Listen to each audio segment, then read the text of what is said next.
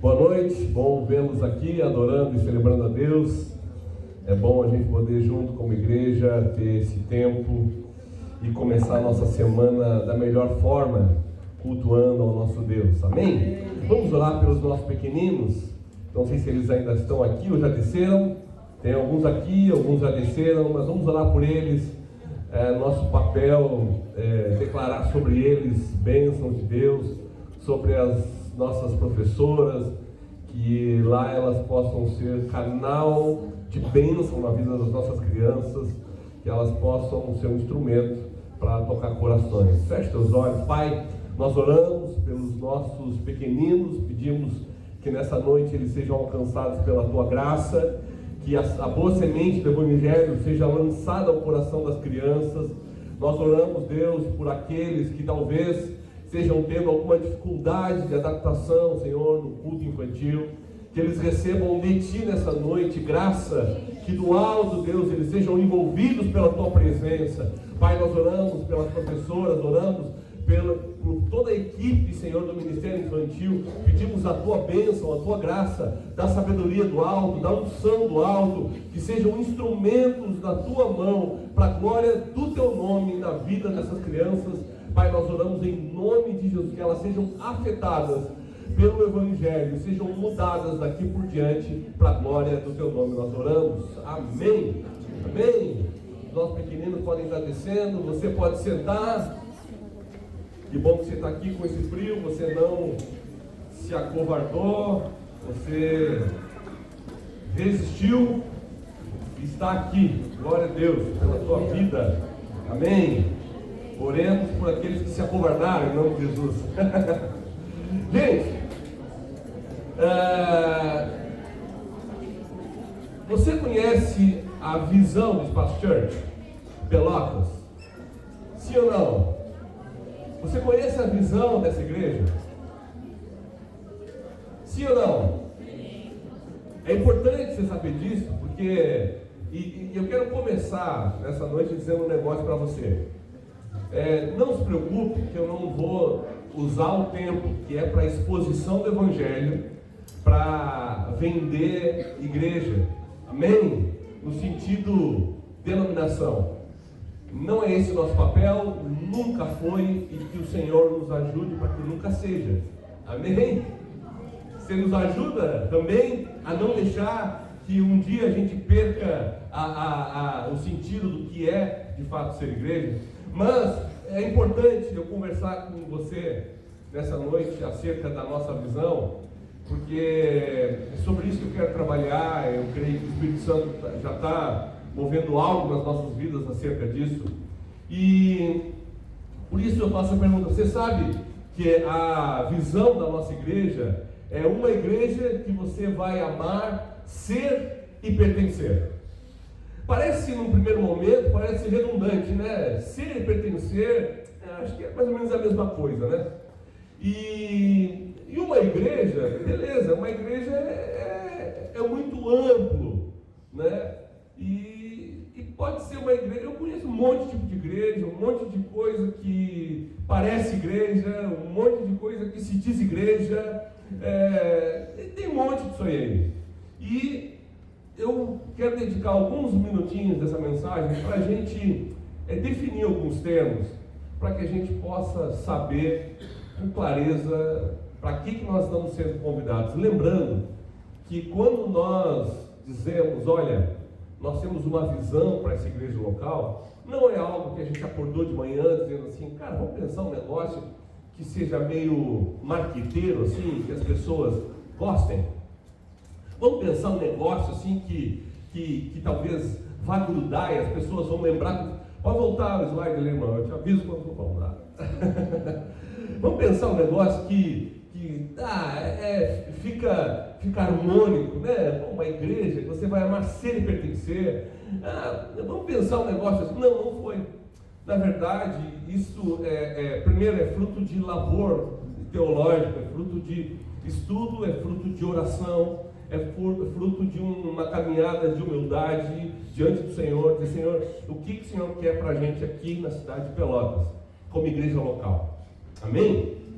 Então isso não foi uma coisa que a gente acordou decidindo assim, vamos botar lá, a gente vai ser uma igreja que as pessoas vão amar, que as pessoas vão desejar ser, vão desejar pertencer a esse negócio. E partindo dessa realidade, agora sim a gente vai trabalhar alguns termos para definir sobre o que a gente está falando. E vamos falar sobre o que é igreja primeiro.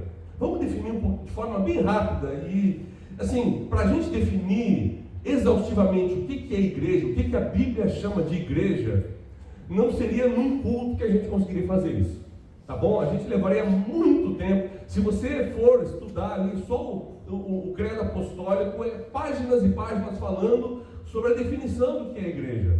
Se você for olhar uma teologia sistemática, aí você vai ver páginas e páginas definindo o que é uma igreja, porque existe muitos nuances, muitos detalhes, mas a gente pode fazer uma definição bem ampla do que é igreja. A gente pode, e eu fiz duas pelo menos aqui. A igreja é o povo da nova aliança de Deus. Bem simples. Isso é a igreja, o povo da nova aliança de Deus. Mas vamos um pouco mais profunda. Eu fiz uma outra anotação. A igreja é a comunidade de todos os cristãos em todos os tempos, convocados por Deus para manifestar sua presença no mundo. Amém? Amém. A igreja é a comunidade de todos os cristãos. Então aqui já começa com uma definição.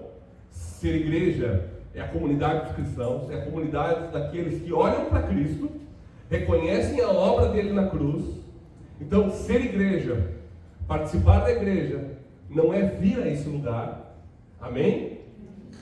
Não é ir a algum outro lugar que tenha o nome de igreja, não é ter uma carteirinha de membro, não é participar da Santa Ceia, não é dar a sua contribuição mensal, não é nada disso. Ser igreja é ser cristão, em primeira instância. Então, ser igreja é essa comunidade de todos os cristãos em todos os tempos. Ela é atemporal, ou seja, os cristãos que já morreram, os homens e mulheres que temeram a Deus e que morreram na fé e na esperança do Salvador antes do Cristo, e aqueles que depois morreram, e aqueles que hão de morrer até a volta de Jesus. Amém? Então tem muita gente ainda que vai morrer em Cristo e aguardando a sua volta. Então, em todos os tempos. Só que o que continua definindo igreja? Então a igreja é essa comunidade dos cristãos de todos os tempos que é convocada por Deus para quê? Convocada por Deus para manifestar a todos a sua presença, para manifestar a sua presença no mundo. Amém? Parece um detalhe, mas Deus se manifesta de várias formas.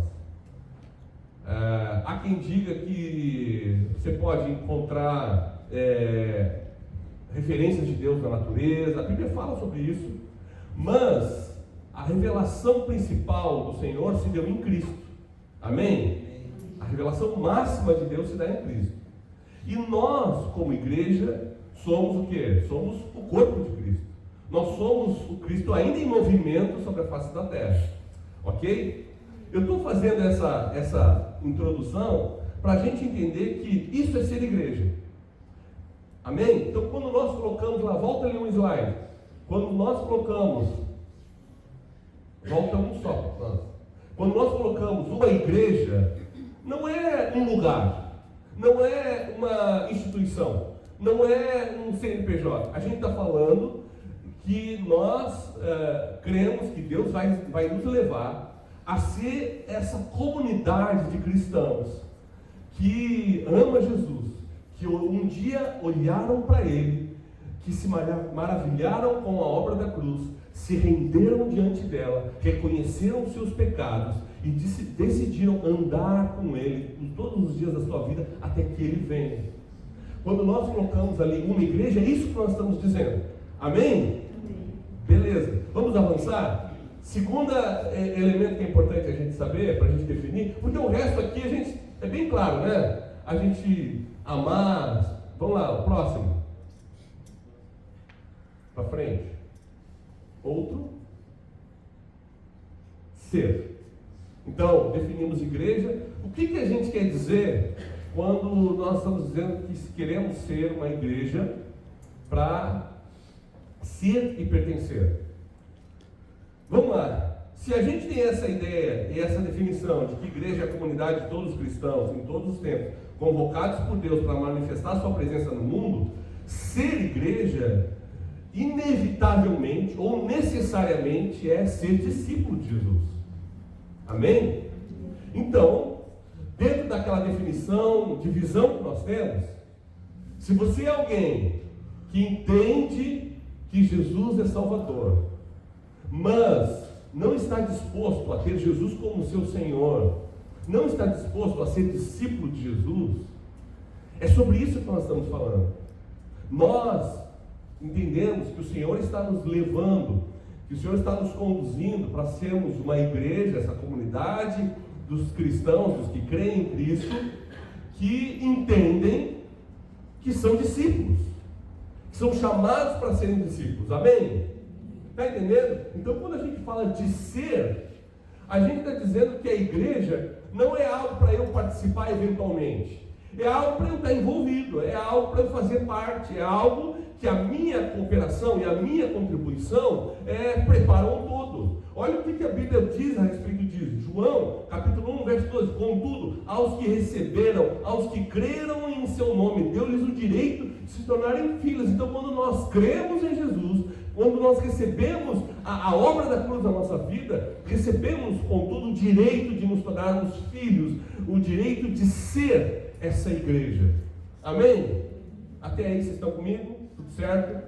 E o outro termo que a gente quer definir é pertencer. De novo, parece redundante, ser e pertencer, parece que a gente está falando da mesma coisa.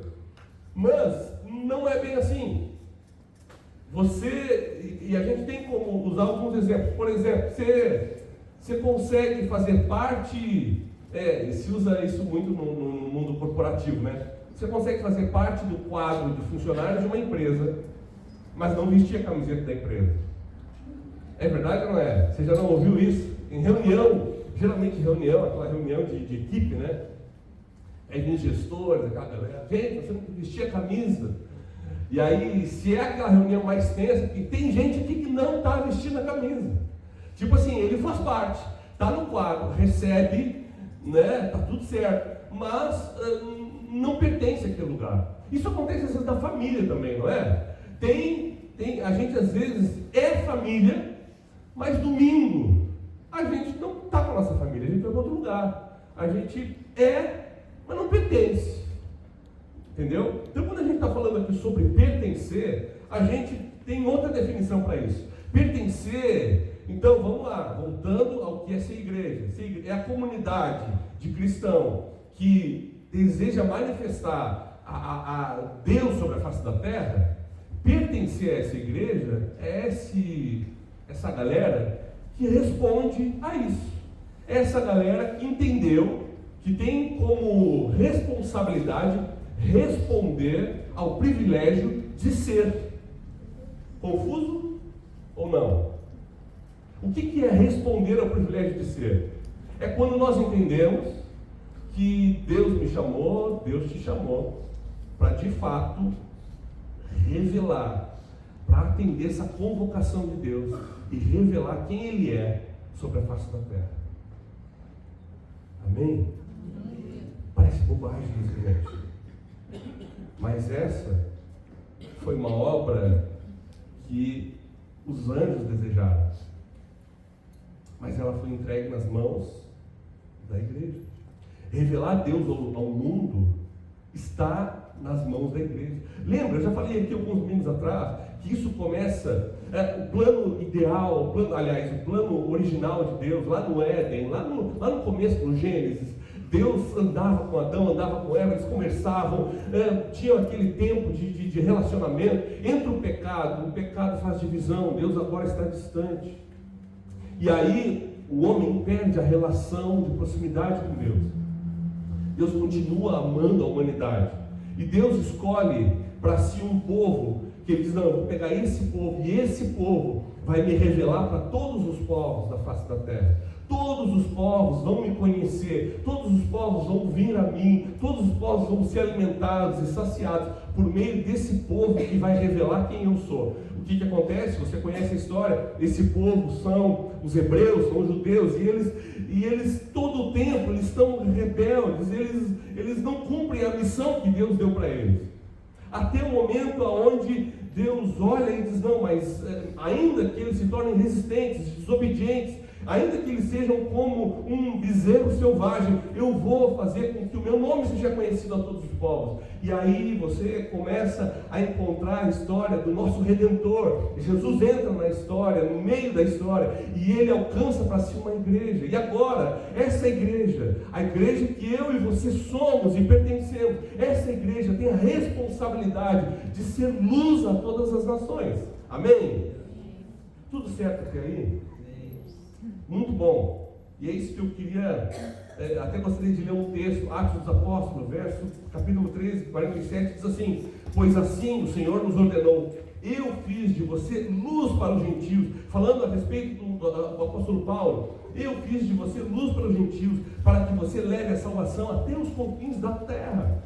Paulo foi enviado a pregar aos gentios, e porque Paulo pregou aos gentios, nós hoje estamos aqui, rendidos a Cristo, e ouvindo acerca da sua palavra, porque um dia alguém entendeu que ele foi comissionado a ser luz às nações, e pregar até os confins da terra.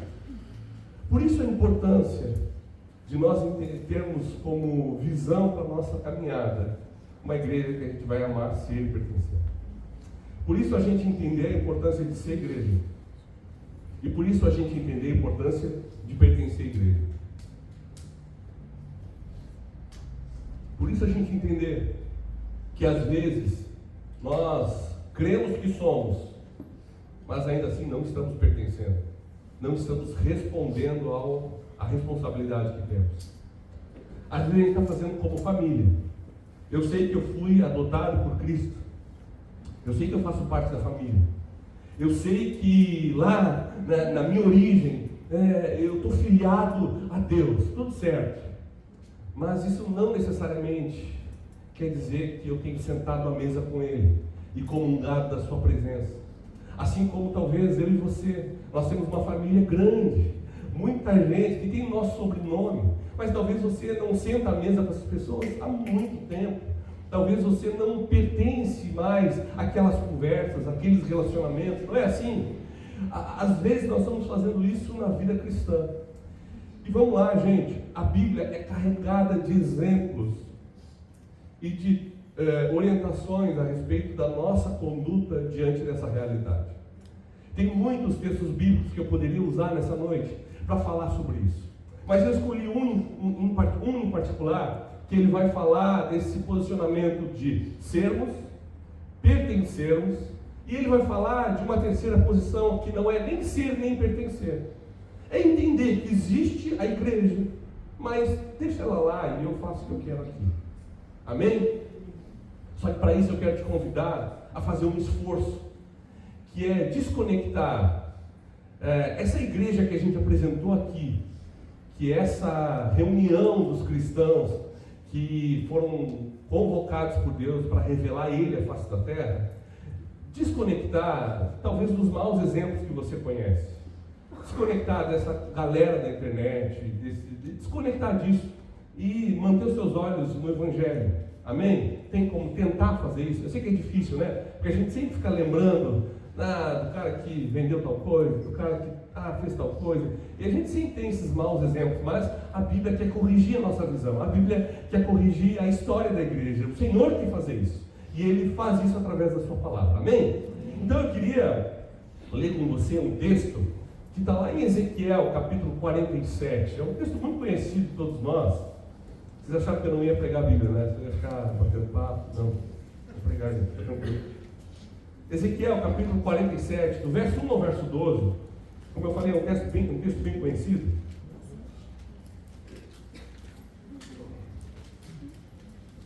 Eu vou ler na versão NVI.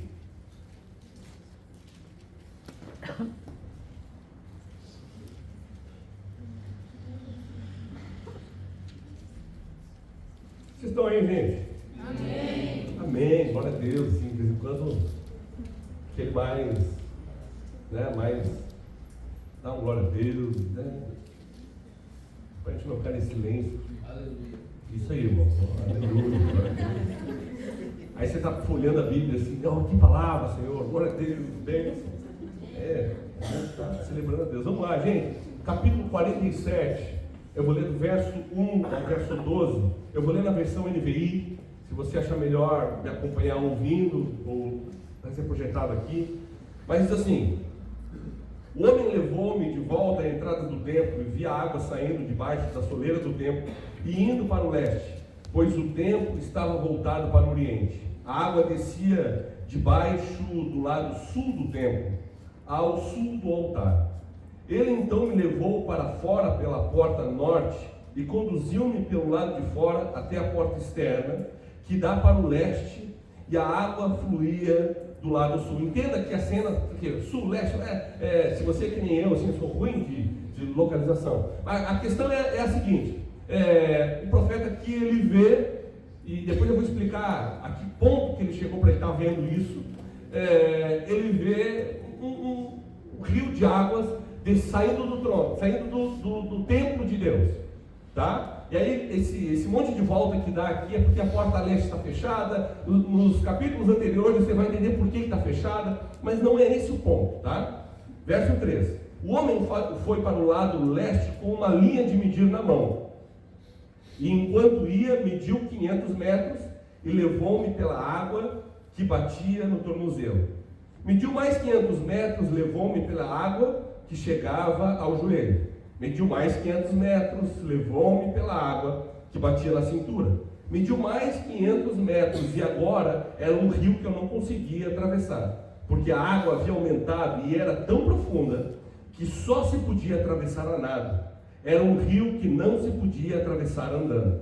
Ele me perguntou: filho do homem, você vê isso?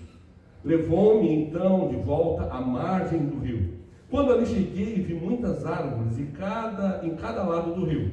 Ele me disse: esta água flui na direção da região situada a leste e desce até Arabá, onde entra no mar. Quando deságua no mar, e o mar aqui é o Mar Morto que ele está se referindo, quando deságua no mar, ali é saneado. O Mar Morto é curado quando essa água desce aqui. Por onde passar o rio haverá todo tipo de animais e de peixes, porque essa água flui para lá e saneia a água salgada, de modo que onde o rio fluir, tudo viverá. Pescadores estarão ao longo do litoral, desde En-Gedi até Englaim, haverá locais próprios para estender as redes. Os peixes serão de muitos tipos, como peixes do mar grande, mas os charcos e os pântanos não ficarão saneados, serão deixados para o sal. As árvores frutíferas de toda espécie crescerão em ambas as margens do rio, suas folhas não murcharão e seus frutos não cairão. Todo mês produzirão, porque a água vinda do santuário chega a elas, seus frutos servirão de comida e suas folhas de remédio. Amém? Amém. Você já ouviu certamente algumas mensagens sobre esse texto, e suponho eu que 90% das mensagens que você ouviu sobre esse texto é usado como uma referência ao fluir do Espírito Santo de Deus. Sim ou não? Ela é. A maioria das vezes nós ouvimos. Por quê? Porque é uma referência muito recorrente nas Sagradas Escrituras de água, espírito, purificação. Essa conexão é muito comum na Bíblia, tá? Mas deixa eu só situar você o que está acontecendo aqui. Vamos lá. Ezequiel é um profeta, na verdade ele é um sacerdote que não consegue exercer o sacerdócio porque o povo dele está preso na Babilônia, tá? Ele está morando numa terra que não é dele, ele está em cativeiro, ele está preso, literalmente. Eles estão vivendo lá, coisa e tal, mas eles estão em outro lugar que não é a terra deles. E aí, um dia, Deus tem disso, né? Um dia Ezequiel está lá e Deus deixa ele ver o mundo espiritual. Ele abre os olhos dele para ver o que naturalmente não se pode ver. E aí, ele começa a ver coisas do porvir, coisas que acontecer. E Deus começa a mostrar para ele detalhadamente coisas que iriam acontecer. Coisas relacionadas ao cativeiro que eles passariam, como eles ficariam presos. Ele começa a ver um monte dessas coisas. E especificamente esse texto que nós estamos lendo, ele começa a ter essa visão lá no capítulo 40, a gente está aqui no 47. Então no capítulo 40, era um dia comum, de novo os olhos do Ezequiel se abrem e ele começa a ver um anjo, né, uma figura celestial, e aí a Bíblia diz que ele é levado como se tivesse levado de volta para a terra dele. Imagina aqueles óculos virtuais que tem agora, assim, sabe, que você põe. Foi a mesma história. Ele foi levado e de uma hora para outra ele está vendo Jerusalém. E a Bíblia diz que ele é colocado num alto monte, onde do alto ele consegue ver Jerusalém e ele consegue ver o templo de Deus. Lembre que sempre que você for olhar no Velho Testamento, falar sobre o templo de Deus, está falando sobre a presença de Deus, literalmente. Amém? No Novo Testamento isso é diferente, mas no Velho Testamento, quando você vê falar sobre templo, você vê falar sobre a presença de Deus, a forma real de Deus se manifestar entre o seu povo, era através do templo. Beleza. E aí ele está vendo o templo reconstruído, porque quando eles saíram de Jerusalém, a Babilônia acabou com tudo, tocou fogo no templo, não tinha mais nada. E aí esse anjo, sei lá o que é, bota ele, começa a deixar ele ver aquilo, e aí começa a dar para ele um monte de medida, um monte de coisa, blá, blá, blá, e aí um monte de detalhes do templo. Você vai ver isso do capítulo 40 até o 47. E todo esse tempo, Ezequiel é como se estivesse de fora, nesses óculos de realidade virtual, só observando, assim, vendo como é que é. E aí ele ia para uma sala, né, a galera do designer aí sabe o que é, né? Aí ele entrava numa sala, a sala tinha tantos metros, portanto, era isso que Deus estava deixando ele ver. Quando começa o capítulo 47, parece que a história muda. Ezequiel não está mais nessa realidade virtual, mas Ezequiel agora é chamado por uma experiência. Que o texto mostra que ele é levado para esse lugar onde ele anda 500 metros e a água bate nos pés dele, nos tornozelos dele. Aí ele anda mais 500 metros, a água bate nos joelhos. E aí ele está no processo. Ele não está mais vendo de fora, ele está participando. Está comigo? Sim? Deixa eu tomar água então. Mais 500 metros, a água está na cintura. Mais 500 metros, a gente está falando já de 2 quilômetros, rio adentro. Mais 500 metros, o rio se tornou profundo e ele não consegue mais atravessar caminhando. Do que a gente está falando aqui? De novo, esse texto ele é muito usado acerca do movimento de Deus, do Espírito de Deus. E eu não estou dizendo que ele não é sobre isso. Por favor, não me entenda errado. Esse texto fala sobre isso. Fala sobre esse movimento de Deus que nos convida a participar de uma forma, sabe, transcendente, de uma forma que vai para além daquilo que é tangível, que a gente toca e a gente vê. Mas nesse momento, eu quero usar outra aplicação para esse texto, que é justamente sobre essa ideia de ser e pertencer. Por quê?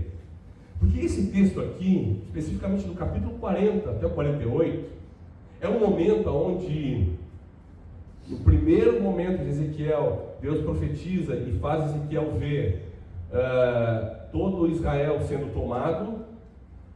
No segundo momento, Deus faz o Ezequiel ver eles vivendo no meio dos babilônios. E num terceiro momento, Deus começa a mostrar para Ezequiel como seria a restauração. Então aqui Deus está mostrando para Ezequiel o que Deus faria novamente para restaurar o povo dele. Amém? Você está comigo? Então essa visão da água fluindo do trono e se tornando um rio, e esse rio tomando uma proporção maior, e aonde esse rio ia passando, vida ia surgindo. Isso era uma visão futura da cura de Deus para todos os povos. Amém? Amém. Até aí, estamos concordando? Beleza. Quando a gente começa a ver, a partir dessa aplicação, da aplicação onde Deus está mostrando que é um processo de restauração, a gente começa a ver algumas coisas acontecendo. E a gente começa a entender que, além desse texto falar sobre a manifestação do Espírito, ou da gente mergulhar nesse rio como um Espírito de Deus que nos assume, que toma o controle da gente, mas a gente pode olhar para esse texto como, de fato, a igreja do Senhor. Desde o projeto inicial lá no Gênesis, começa lá o projeto, né, o projeto múltiplo da igreja começa lá e vem vindo. A gente consegue entender esse texto como uma aplicação para a própria igreja, a igreja de Cristo, a igreja do Senhor sobre a face da terra. E a gente começa a ver aqui algumas coisas que são muito ligadas à realidade de cada um de nós. A gente primeiro percebe que esse rio, ele era um rio que... E esse homem que apareceu, esse anjo, sei lá o que era, que apareceu com uma régua, com uma corda de medir. Ele apresentava para Ezequiel alguns níveis, algumas jornadas que Ezequiel tinha que caminhar. Ele dizia, olha, você vai andar 500, nesses 500 a água vai ser a sua profundidade, a sua maturidade vai ser essa, você vai andar mais 500, a sua profundidade vai ser um pouco maior, mais 500, entendeu? Então, quando a gente começa a olhar para isso, a gente começa a perceber que esse texto ele tem outras aplicações para mim e para a sua vida, e principalmente uma aplicação como igreja. E esse texto não é só um convite para a gente ser mais espiritual, ou para a gente talvez mergulhar mais no Espírito, mas para a gente também mergulhar mais no que o Senhor chama de igreja. Amém? Vamos lá. De novo, quando a gente começa a olhar para esse texto, a gente vê que esse homem se aparece com uma linha, ele aparece com uma linha de medir. Às vezes, a gente está achando que estar na igreja, ser a igreja, pertencer à igreja, basta. É o suficiente. A gente acha que a gente não vai ser em nenhum momento, não importa a nossa métrica, não importa o que estamos entregando, o que importa é eu estar aqui. Talvez, com todo respeito a você, muitos aqui estão pensando que estar aqui é o suficiente. Eu preciso dizer para você que a partir da ótica desse texto não é o suficiente você estar aqui. Porque não é para isso que nem eu nem você fomos chamados. Às vezes nós nos contentamos com uma medida rasa na nossa vida. Nós nos contentamos com uma medida onde as águas estão ali sobre os nossos pés e eu tenho pleno controle de tudo que eu estou fazendo, sendo, vivendo. Aí a gente, não, beleza, dá para me envolver um pouquinho mais, aí eu vou um pouquinho mais, eu me envolvo um pouco mais na igreja, e aí eu estou ali com água no joelho, eu ainda tenho uma boa mobilidade, eu consigo, fazer algumas coisas, mas eu ainda tenho controle. Ou aqueles mais ousados, eles vão um pouco mais ainda, aí a água está na cintura, e aí, beleza, aí é meio a meio, é o máximo que dá para me entregar. 50-50, é isso aí, metade para o Senhor, metade, e pasmem, a maior parte de nós para por aí, e se contenta com isso, se contenta com esse meio a meio. Mas o que eu acho interessante é essa experiência que esse anjo leva Ezequiel a viver, porque quando a gente vê ali do meio a meio, esse anjo medindo mais 500 metros e levando Ezequiel para aquele lugar de profundidade, onde Ezequiel não tinha mais o controle, e agora o controle passava a ser do rio e não mais de Ezequiel, esse anjo torna a falar com Ezequiel. E a gente não vai ver isso em nenhum outro contexto. Desde o capítulo 40 até aqui, você não vê mais ele falando com ele. E ele diz a seguinte coisa: ele me perguntou, filho do homem, isso quer dizer, ser humano, imagina o anjo, ser humano, você está vendo isso? É como se um lugar profundo ali era onde aquele anjo queria que o Ezequiel tivesse mesmo. Não era sobre os pés, sobre os joelhos, sobre a cintura, era sobre aquele lugar profundo. Lembre que quando o anjo apareceu para falar com Ezequiel, era para mostrar para ele um período de restauração. Amém? Não perca isso da sua visão. Aí o anjo leva Ezequiel até esse lugar profundo. E aí nesse momento, o anjo de Ezequiel, está vendo isso tudo que está acontecendo? Está percebendo isso? O que é legal aqui, lá no capítulo 40, quando esse anjo chama Ezequiel, diz para ele, cara, claro, ele não fala cara, fala outra coisa, mas ele diz, olha, eu vou mostrar para você algumas coisas que você precisa contar para o povo. Tudo que você vê, você vai precisar contar para eles. Então, quando esse anjo diz para ele, você está vendo isso? Parece que ele está instalando ali um momento, olha, isso aqui você precisa contar. Você precisa contar que o lugar ideal é esse lugar de profundidade. Amém? E aí é onde faz muito sentido o fato de nós sermos e pertencermos a essa igreja que está sendo, na verdade, descrita aqui como esse rio. A essa igreja que flui de Deus e que corre para um lugar para curar. O que é interessante é que o texto diz aqui, é que ela corre e ela passa pelo, não sei qual é o destino que se dá lá, mas ela passa pelo Mar Morto. E o texto diz que quando ela cai no Mar Morto, o Mar Morto, que é 35% de sal, ele é antisséptico por natureza. O Mar Morto começa a produzir vida. Ele começa a gerar vida e as suas margens começam a gerar vida. Essa igreja, esse rio que corre, por onde passa, produz vida. E olha que maravilhoso. Por isso a importância de eu entender, ser e pertencer, que eu estou sendo convidado, Ezequiel está sendo convidado a fluir justamente nesse rio. Não é o Ezequiel que gera vida, é esse rio fluindo. Amém? É esse rio fluindo que vai gerando vida às suas margens. Aí talvez você se pergunte, mas por que então que eu preciso fazer parte? Por que eu preciso ser e pertencer a uma igreja? Eu posso ser crente assim, carreira solo? Não! Você não pode ser um crente carreira solo, porque isso não é bíblico. Amém. Você pode ficar chateado comigo? 2 trabalhos, ficar chateado e me perdoar depois. Pergunta o que a Bíblia diz para mim, para você fazer. Porque assim, de novo, eu não posso ficar com as águas onde eu tenho controle. Eu não posso ficar meio a meio. Eu sou convidado para estar nesse rio que toma o seu caminho. Nem sempre é o meu caminho, nem sempre é a minha escolha. Mas ele toma a sua, ele vai construindo a sua margem. O que eu acho interessante é que além desse texto falar de estar nele, pertencer a esse lugar, esse texto ele vai dizer o resultado do movimento desse rio. O texto diz aqui que por onde esse rio flui, depois até surgiu canções em cima disso, né? Mas por onde esse rio flui, vida surge. Amém. Vida acontece. Talvez, se eu convidar você para participar de uma instituição, talvez você possa dizer não, né?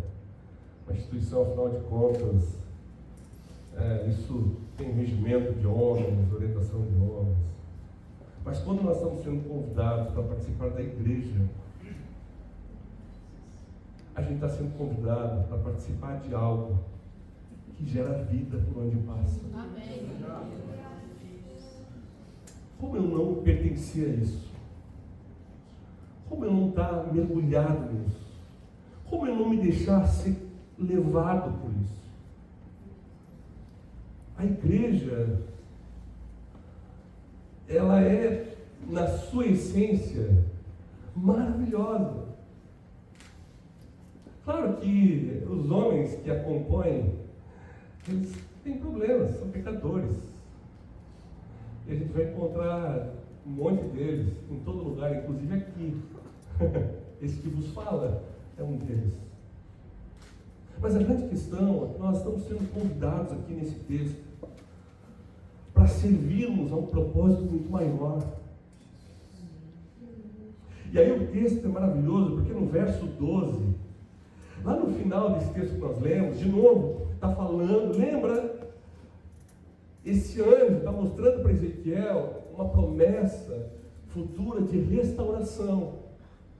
O que é maravilhoso é que esse texto, verso 12 que nós lemos, que diz exatamente assim: olha, as árvores frutíferas de toda espécie crescerão em ambas as margens, suas folhas não murcharão, os seus frutos não cairão. Olha só que maravilha, os seus frutos não cairão, todo mês produzirão, porque a água vinda do santuário chega a elas, seus frutos servirão de comida e suas folhas de remédio. Sabe aonde nós encontramos isso novamente?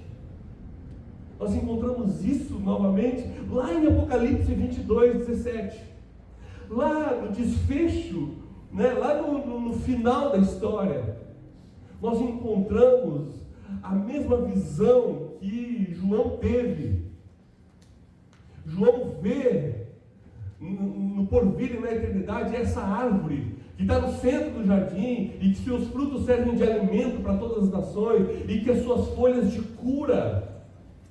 A grande realidade para mim e para você é que nós somos convidados a participar desse processo, não como somente ouvintes, não como somente aqueles membros dominicais esporádicos que escolhem um domingo para participar. Não, nós precisamos saber e entender que nós somos e pertencemos a uma igreja viva, de um Deus vivo, que está plantada nessa terra para ser alimento aos famintos e cura aos doentes. A tua história pode ser como uma folha de cura dessa que vai curar alguém. A história do que Jesus fez contigo. Mas a gente prefere olhar para as dificuldades da instituição, para os erros da estrutura.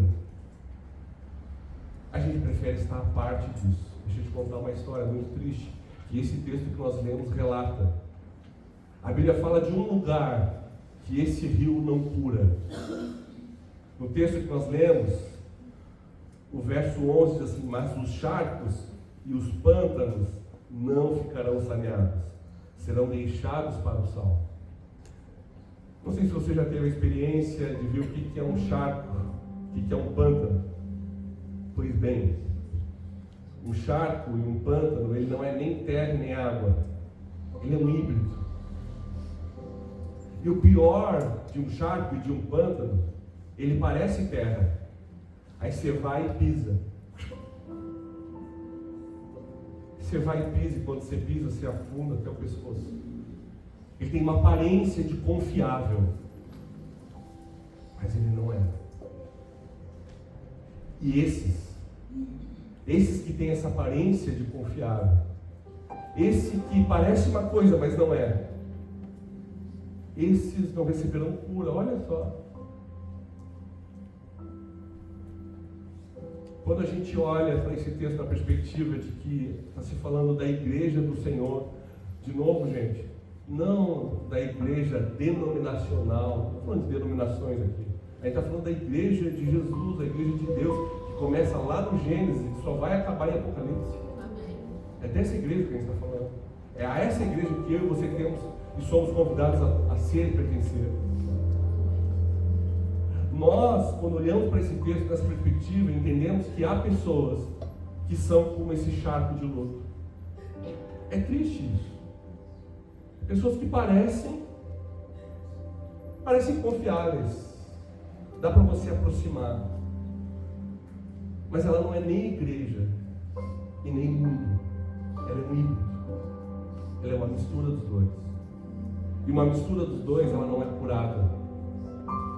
E o texto diz que quando ela não é curada, ela vai ser deixada para o sal. E você sabe que o sal, ele é antibiótico, ele é antivida. O sal mata a vida. O pouco de vida que sobra no charco acaba. quando nós olhamos para esse texto, na perspectiva de que esse texto está falando da igreja, ou nós temos a escolha de sermos e pertencermos à igreja de Deus, ou nós, inevitavelmente, dentro de algum tempo, não desfrutaremos mais da vida que flui, que corre do trono de Deus. Você está entendendo o que esse texto está falando? O que esse texto está produzindo agora no teu coração?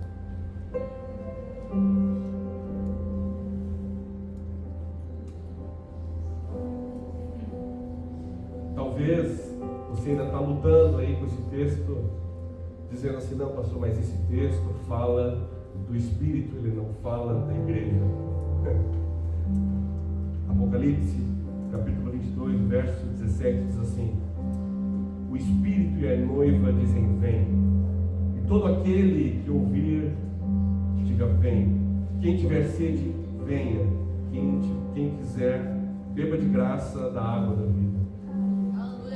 O que a gente olha lá para Apocalipse é que o Espírito e a igreja, eles cooperam com o mesmo propósito de alcançar e sanear aquilo que está doente. A igreja anuncia e o Espírito produz arrependimento. A igreja prega o Evangelho e o Espírito produz arrependimento.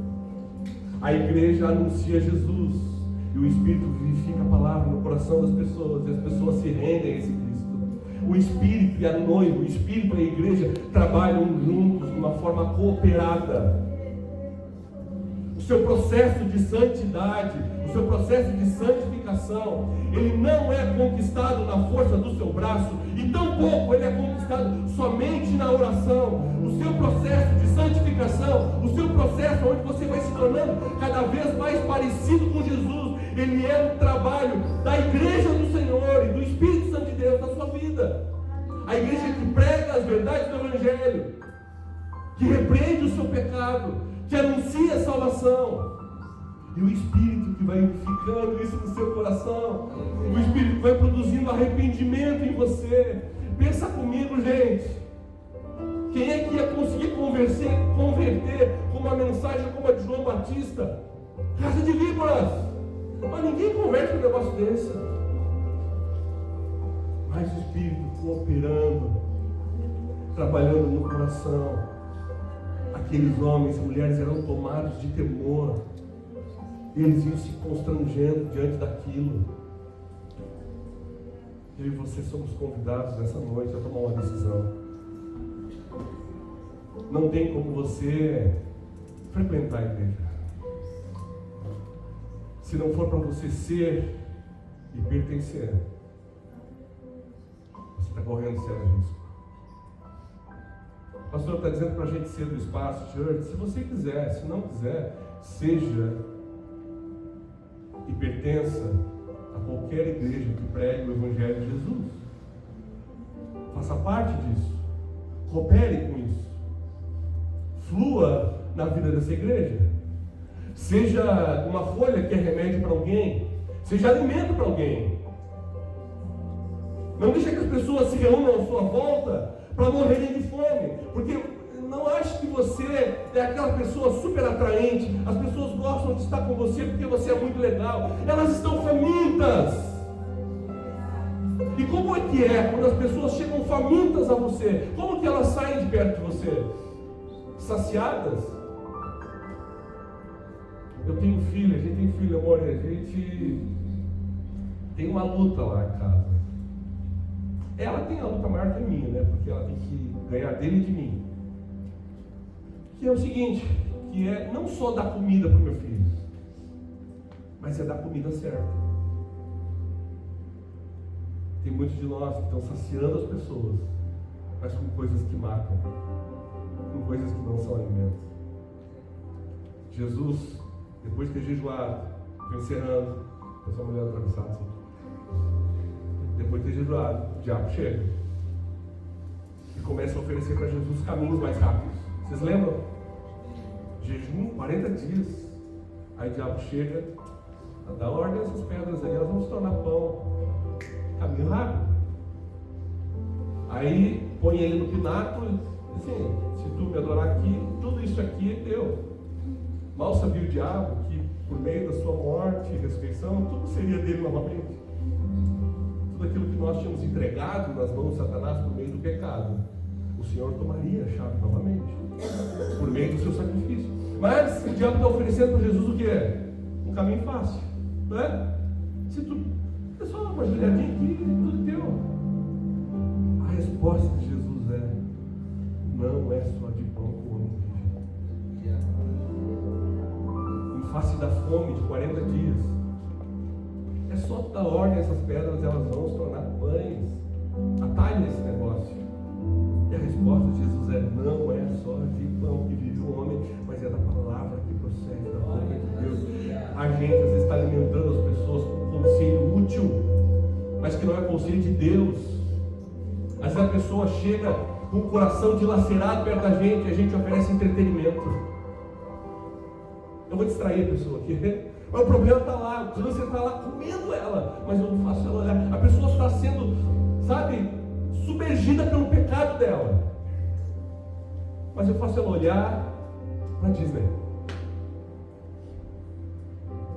Eu e você, no texto que nós lemos, no texto que nós somos convidados a estar mergulhando como igreja, os nossos frutos servirão de comida, alimento verdadeiro. Alimento verdadeiro. E as nossas folhas de remédio, Deus quer te usar para curar pessoas. Já passou o tempo de a gente ferir pessoas. Na nossa ignorância, no nosso pecado, a gente feria pessoas. Agora é tempo da gente curar elas. Você não consegue fazer isso com água na cintura. Você não consegue fazer isso dominando 50% da sua vida. Você não consegue fazer isso dominando 25%. Você não consegue fazer isso com a aguinha lá nos pés lá. Você só consegue curar pessoas.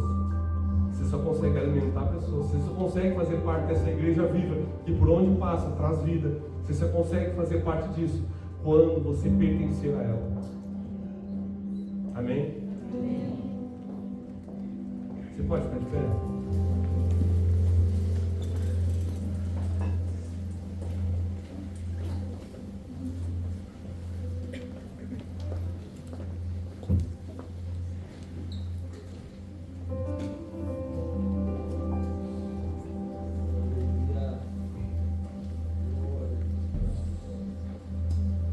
Você não veio aqui de bobeira. O Senhor te trouxe aqui nessa noite. Isso é uma das coisas que a gente, pelo menos eu fui liberto, é da coincidência. E é desesperador a gente achar que a vida é um acumular de coincidências. É muito ruim isso. Mas à medida que nós entregamos a nossa vida para o Senhor, nós começamos a perceber que Ele é o Senhor de todas as coisas. A Bíblia vai nos tornar claro que não cai uma folha da árvore sem que Ele permita. Mas é muita coisa para Deus cuidar. Pois é, esse é o Deus que enche toda a terra com a sua glória. Esse é o Deus que, por sua palavra, criou todas as coisas.